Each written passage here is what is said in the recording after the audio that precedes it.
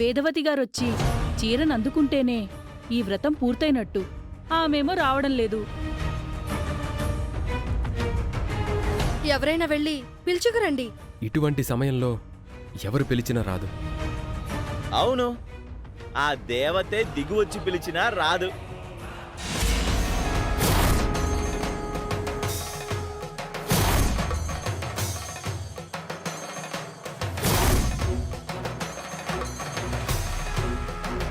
అందరూ కలిసి నా చెల్లెల్ని ఇబ్బంది పెడుతున్నారు.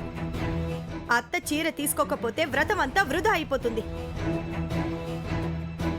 అవని కాని, సుజాత కాని, శ్రీకర్ కాని ఎవరు వెళ్లి బ్రతిమలాడినా ఆ అత్తయ్య కిందకి రాదు. అమ్మ చీర తీసుకోదు కాబట్టి అవనికి బుద్ధొస్తుంది. అవనికి ఇలాంటివి ఇంకా ఇంకా జరగాలి. ఆ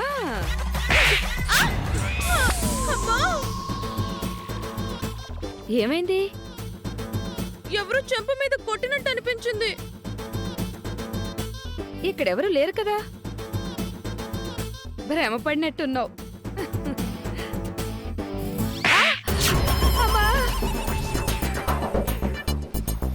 ఏమైంది? నా చెప్పు మీద కూడా ఎవరో కొట్టారు. అమ్మో, ఈ గాల్లో ఏ దయ్యం ఉన్నట్టుంది. వెళ్ళిపోదాం పద.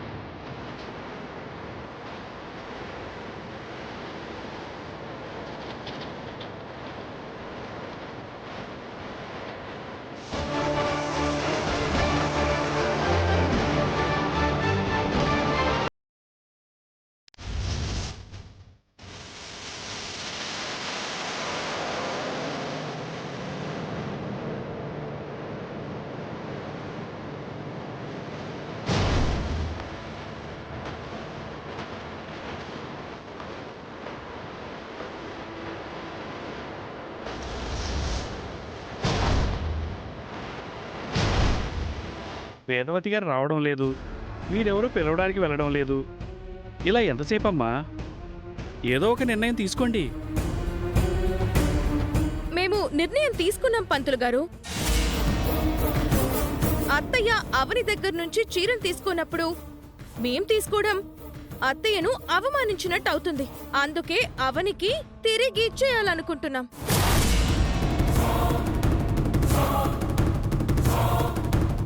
నేను కూడా ఇచ్చేస్తాను. మీరే ఇచ్చేద్దాం అనుకున్నప్పుడు మేం మాత్రం ఎందుకు ఉంచుకుంటాం? మేం కూడా ఇచ్చేస్తాం.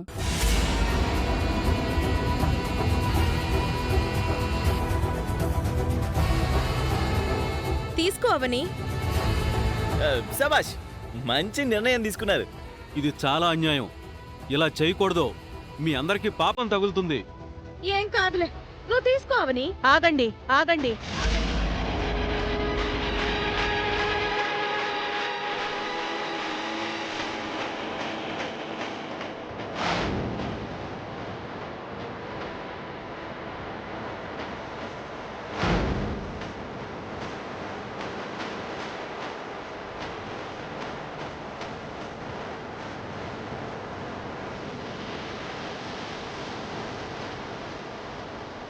అవని,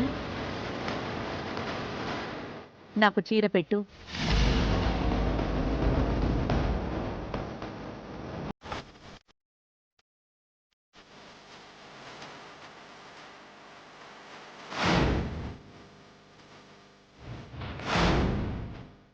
మీరు కూడా ఎవ్వరూ చీరలు తిరిగి ఇవ్వద్దు. అది కాదత్తయ్య, ఇందాక మీరే. ఇంకేం మాట్లాడకు నిహారిక. ఇంకా విషయం వదిలేయండి.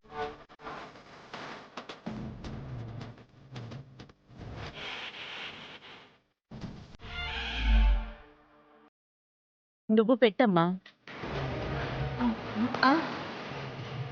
తీసుకోండి అత్తయ్య.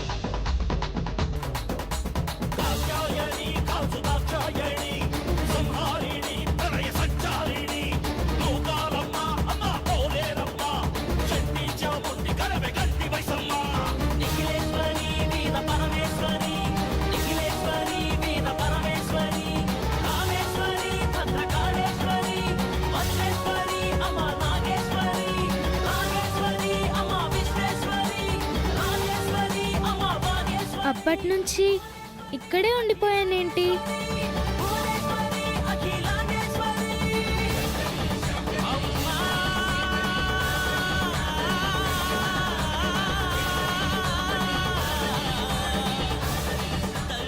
చివరి నిమిషంలో నా నుంచి వాయిను చీరను తీసుకున్నందుకు చాలా సంతోషంగా ఉందత్తయ్య.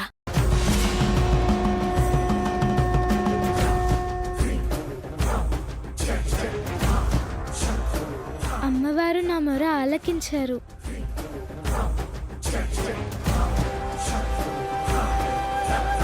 ఇదేంటి, నేను చీరను తీసుకున్నాను? ఈవిడికి ఉన్న మెంటలా? Jewel role చేస్తుందేంటి? ఇందాక నువ్వే వద్దన్నావు, మళ్ళీ నువ్వే కావాలని పెట్టించుకున్నావు. ఇప్పుడు మళ్ళీ ఏం తెలియనట్టు మాట్లాడుతున్నావేంటి? నేనెందుకు ఇలా చేశాను?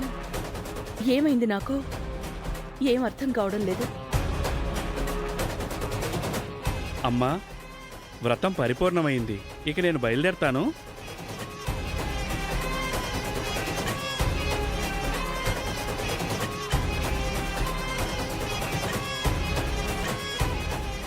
వేదవతి గారు, మేం కూడా బయలుదేరతాం. అమ్మమ్మ ఆగండి ఆగండి.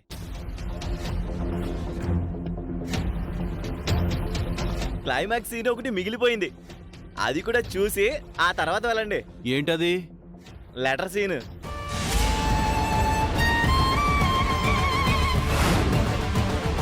అవునత్తయ్య, ముక్కు పొడక ఇవ్వకపోవడానికి గల కారణమేంటో అందులో రాశానన్నారు కదా, అదేంటో అందరి ముందు చెప్పండి.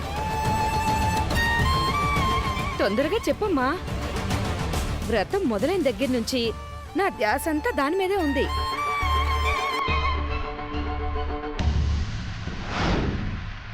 అందరి ముందు చదువుతానుండండి.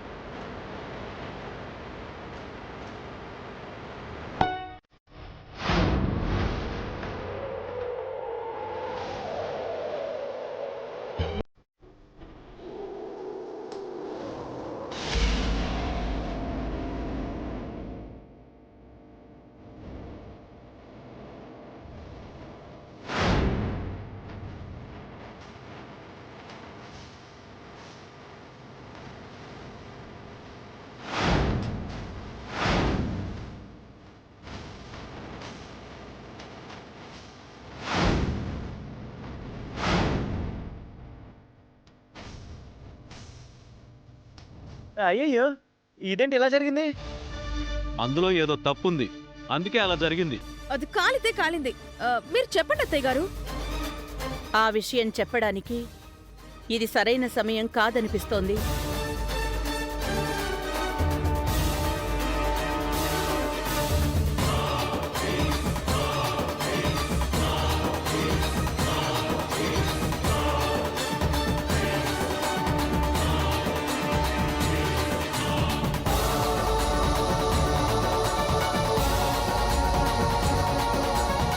అమ్మా, ఇంకా ఏం చూస్తున్నారు?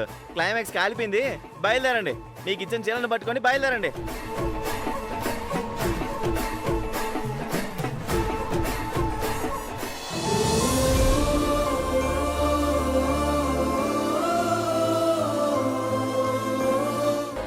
ఏదో పెద్ద రహస్యమే ఉంది, దాన్ని నేను ఛేదించాలి.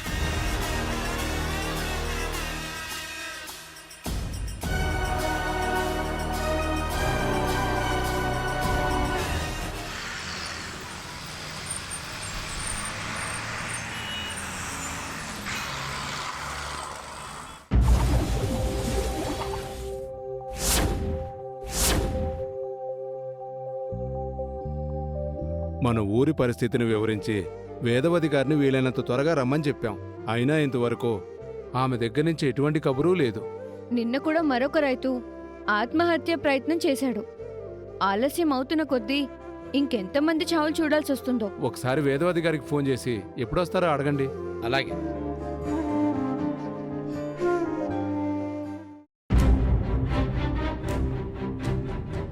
నా కొడుకు ప్రేమించింది అవనీనే. ఆ అవని ఈ అవని కాదు.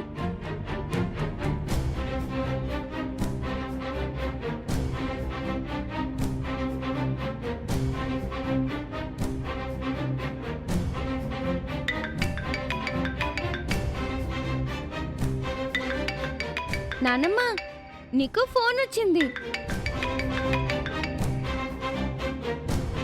హలో, నేనమ్మా పరంధామయ్యని. చెప్పండి. రోజురోజుకి ఊరు పరిస్థితి చాలా దారుణంగా తయారవుతోందమ్మా. పాలిచ్చే గోవులకు, బండిన్లాగే ఎడ్లకు కూడా ఇంత గడ్డి వేయలేని గడ్డు పరిస్థితి వచ్చిందమ్మా. మీ రాక్ కోసం ఊరంతా ఎదురుచూస్తుందమ్మా. మీరు మాటిచ్చారు, ముక్కుపుడక ధరించి ప్రసాదం తయారు చేసి ఇస్తానన్నారు. ఏర్పాట్లు మేము చూసుకుంటామమ్మా. ఒక్క పూట వచ్చి వెళ్ళండమ్మా. ఒక పని చేయండి, రేపు మీరే ఇక్కడికి రండి. ఎందుకమ్మా? ప్రస్తుతం మా ఇంటి పరిస్థితులు బాగోలేవు. అవి మీతో నేను వివరించుకోలేను. అందుకే మిమ్మల్నే రమ్మని విన్నవించుకుంటున్నాను. మీరొస్తే నా ఇంట్లోని అమ్మవారి ముందు ప్రసాదం తయారు చేసి మీకిస్తాను. ఇక్కడే అమ్మవారికి నైవేద్యం సమర్పిస్తాను. దానిని మీరు తీసుకెళ్ళి పొలాల్లో జల్లుకోండి. ఏమంటారు? సరేనమ్మా, మీరు చెప్పిన విధంగానే చేస్తాము. ఎలా అయితే ఏముంది, మీ చేతుల మీదుగా చేసిన ప్రసాదం మాకు కావాలి. రేపు బయలుదేరొస్తామమ్మా. అలాగే పరంధామయ్య గారు. ఉంటానమ్మా. వేదవతి గారు రాలేని పరిస్థితిలో ఉన్నారు. ప్రసాదం అక్కడే తయారు చేసి ఇస్తారంట. మనమే అక్కడికి వెళ్ళాలి. మనమే ఊరికి వెళ్ళేవాళ్ళం కదమ్మా, అలా ఎందుకు చెప్పావు? అలా చెప్పారంటే ఏదో కారణం ఉండే ఉంటుంది. ఇప్పటి వరకు ఎప్పుడూ మనం ఇక్కడ ప్రసాదం తయారు చేసి అక్కడికి పంపించలేదు కదా అత్తయ్య.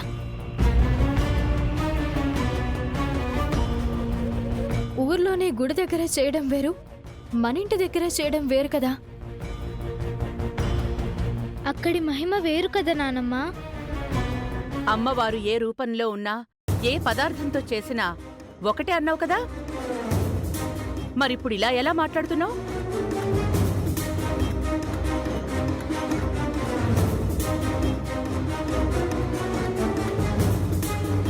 ఏ పదార్థంతో చేసినా, ఏ రూపంతో చేసినా అమ్మవారు అమ్మవారే.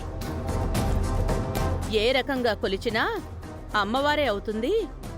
ఏ విగ్రహానికైనా మహిమలు ఉంటాయని ఉపన్యాసం ఇచ్చావు కదా. అప్పుడు కూతురుని వెనకేసుకురావడానికి అలా మాట్లాడిందిలేండి. మీరు విషయాన్ని పక్కదోవ పట్టిస్తున్నట్టుగా ఉంది. అమ్మా, నువ్వు ఇలాంటి నిర్ణయం తీసుకోవడానికి ఏదో కారణం ఉందనిపిస్తోంది. అదేంటో చెప్పమ్మా. అక్కడికెలా వెళ్ళగలుగుతాను? ఆ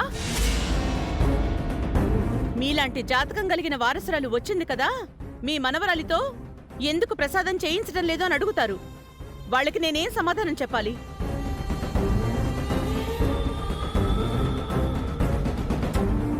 వారి ప్రశ్నలకు నేను తలదించుకుని నిలబడాలా? సమాధానం చెప్పలేక సతమతమవ్వాలా?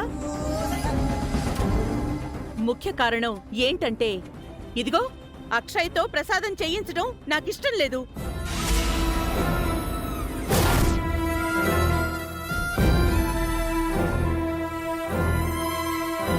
ప్రసాదం పవిత్రమైనది, దానిని అపవిత్రం చెయ్యలేను. అందుకే రైతులనే ఇక్కడికి రమ్మన్నాను. నా కూతురు ముట్టుకుంటే అపవిత్రం ఎలా అయిపోతుంది అత్తయ్య? నీది నా కూతురుది ఒకే జాతకమమ్మా. నువ్వు ముట్టుకుంటే అపవిత్రం కానిది అక్షయ చేస్తే ఎందుకు అపవిత్రం అవుతుంది? పూజ గదిలోకి వెళ్ళగలిగే అర్హత ఉన్న నా కూతురు ఎందుకు చేయకూడదు అత్తయ్య? ఎందుకు ప్రతిసారి అవమానించి మాట్లాడుతున్నారు? మనసులో ఏ విషయం ఉందో బయటికి కక్కమ్మా. శ్రీకర్, శ్రీకర్!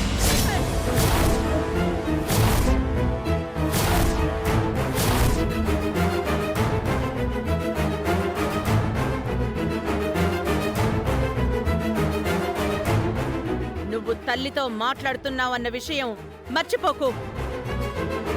నేనేం చేసినా అది నీ మంచి కోసమే. నన్ను, నా భార్యను నీ మాటలతో, నీ ప్రవర్తనతో వేధిస్తున్నావు. ఇది నాకు మంచెలా అవుతుందమ్మా? అది నీకు ఇప్పుడు అర్థం కాదు, భవిష్యత్తులో అర్థమవుతుంది. వర్తమానమే సరిగ్గా లేదు, ఇక భవిష్యత్తు ఎలా ఉంటే ఏంటమ్మా? గ్రానీ, మీ నుంచి నేను చాలా నేర్చుకోవచ్చని మీ ఇంటికి వచ్చాను. నేను వచ్చిన రోజు నుంచి గమనిస్తున్నాను, మీ వే ఆఫ్ టాకింగ్, బిహేవియర్ విచిత్రంగా ఇబ్బందిగా ఉన్నాయి. రాణిని జడ్జ్ చేసేంతటి వాడివా నువ్వు? నీ లిమిట్స్లో నువ్వుంటే బాగుంటుంది. నాతో మీరేం చేయించకపోయినా పర్వాలేదు నానమ్మ, నేనేం బాధపడను. ఎందుకు నాతో ఏం చేయించకూడదని అనుకుంటున్నారో అదొక్కటి చెప్పండి చాలు.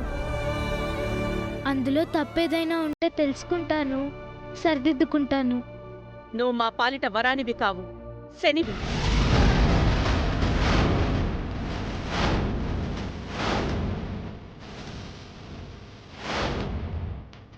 అందుకే వద్దనుకుంటున్నాను.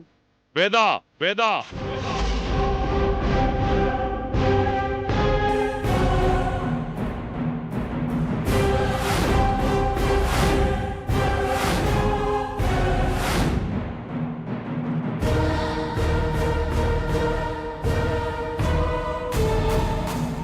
రేపు అక్షయ్తోనే ప్రసాదం చేయిద్దాం.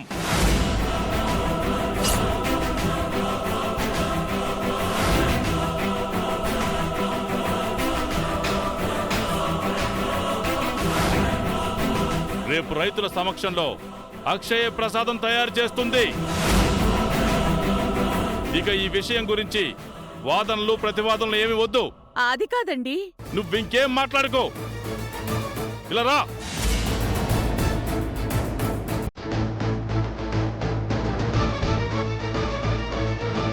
చెప్పింది నీకే, ఇలా రా.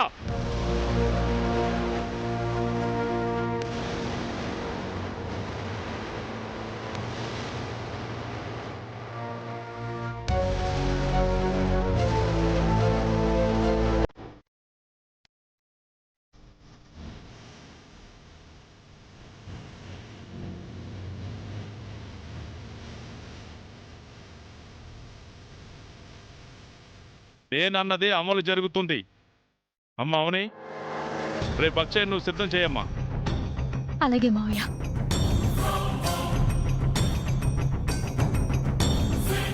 ఈ మధ్య మామయ్యలో సెకండ్ షేడ్ చూస్తున్నాను.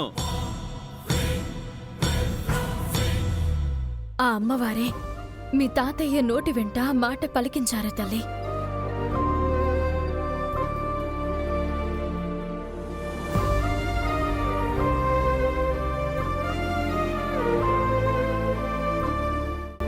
ఎట్టి పరిస్థితుల్లోనూ జరగదు.